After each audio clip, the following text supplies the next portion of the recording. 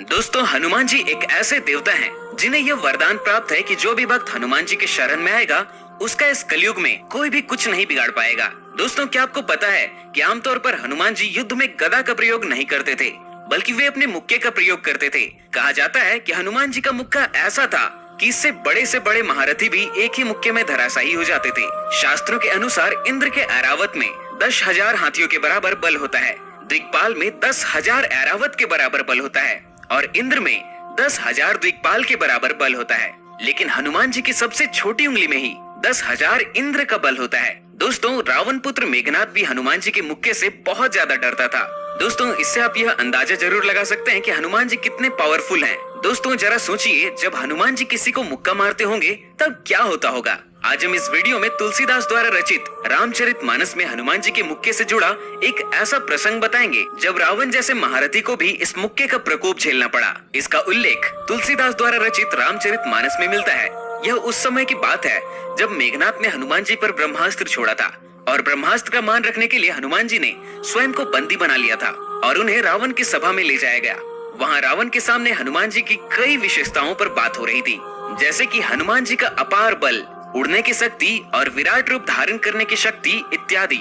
उस सभा में सबसे ज्यादा प्रसंग हनुमान जी के मुक्के की ही हो रही थी। जब रावण ने हनुमान जी के मुक्के की प्रशंसा सुनी तो उसने हनुमान जी से कहा, आपका मुक्का बड़ा ताकतवर है, आओ जरा एक एक मुक्के का युद्ध हो जाए। फिर हनुमान जी ने कहा, ठीक है, पहले आप मारो। रावण ने कहा, मैं क्यों मारूं, पहले आप मारो। फिर हनुमान जी कहते हैं कि आप पहले मारो, क्योंकि मेरा मुक्का खाने के बाद आप मारने के लायक ही नहीं रहोगे, इसलिए पहले आप ही मार लो।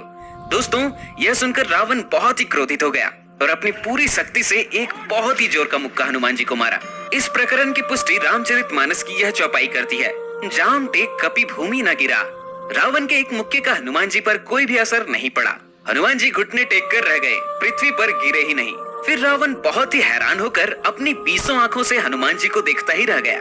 तो अब बारी आई महावीर हनुमान की। हनुमान जी ने अपनी पूरी शक्ति के साथ मुक्का उठाया और रावण को मारने के लिए तैयार हो गए। तभी ब्रह्मा और शिव जी बेहद ही घबरा गए। ब्रह्मा जी बोले, रोको रोको, कहीं मुक्का रावण को लग गया और वह मर गया, तब श्री राम का तो अवतार ही असफल हो जाएगा। हनुमान जी जब ऊपर देखते हैं तो ब्रह्मा जी कहते हैं कि दया करो हनुमान। फिर हनुमान जी कहते हैं कि इस रावण को बस थोड़ा सा स्वाद तो चखा देना चाहिए। फिर हनुमान जी ने रावण को एक मुक्का मारा। रावण ऐसे गिरा जैसे वज्र की मार से पर्वत गिरा हो और बहुत देर तक रावण मूर्छित हो गया। रावण को जब होश आया तब वह हनुमान जी के बल की प्रशंसा करने लगा कि हनुमान तुम इतने बलशाली हो। तो हनुमान जी ने कहा, ब्रह्मा और शिव जी ने असली बल तो तुम्हें दिखाने ही नहीं दिया, बल तो तब देखते जब तुम भूलने के लिए जिंदा ही न बच पाते। गोस्वामी तुलसीदास जी कहते हैं, मुरुछा गए बहोरी से जागा, कपि बल विपुल सराहन लागा। रावण कभी भी किसी की प्रशंसा नहीं करता था, लेकिन मजबूरन हनुमान जी की प्रशंसा कर रहा है। इस प्रकार हनुमान जी ने बस एक ही मुक्के से रावण को उसका स्थान बता दिया। दोस्तों, एक बार हनुमान जी के लिए हमारे कमेंट सेक्शन में जय बजरंगबली लिखना न भूलें।